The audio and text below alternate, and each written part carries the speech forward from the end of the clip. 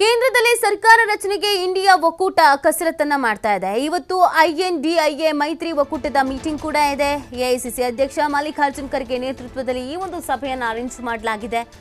INDI ಒಕ್ಕೂಟದ ಸಭೆಗೆ NCP ನಾಯಕ ಶರದ್ ಪವಾರ್ ಹಾಗೇನೇ ಪವಾರ್ ಜೊತೆಗೆ NCP ನಾಯಕಿ ಸುಪ್ರಿಯಾ ಪ್ರಯಾಣವನ್ನ ಮಾಡ್ತಾ ಇದ್ದಾರೆ. ಸರ್ಕಾರ ರಚನೆಯ ಮುಂದಿನ ತೀರ್ಮಾನಗಳ ಬಗ್ಗೆ ಇಲ್ಲಿ ಚರ್ಚೆಯನ್ನ ಮಾಡಲಾಗ್ತಾ ಇದೆ. ಆ ನಿಟ್ಟಿನಲ್ಲಿ ಈ ಒಂದು ಮೀಟಿಂಗ್ ಅನ್ನ ಕರೆಯಲಾಗಿದೆ. ನೋಡಿ, ಕೇಂದ್ರದಲ್ಲಿ ಸರ್ಕಾರ ರಚನೆಗೆ ಇಂಡಿಯಾ ಒಕ್ಕೂಟ ಕೂಡ ಕಸರತ್ತನ್ನ ಮಾಡ್ತಾ ಇದೆ.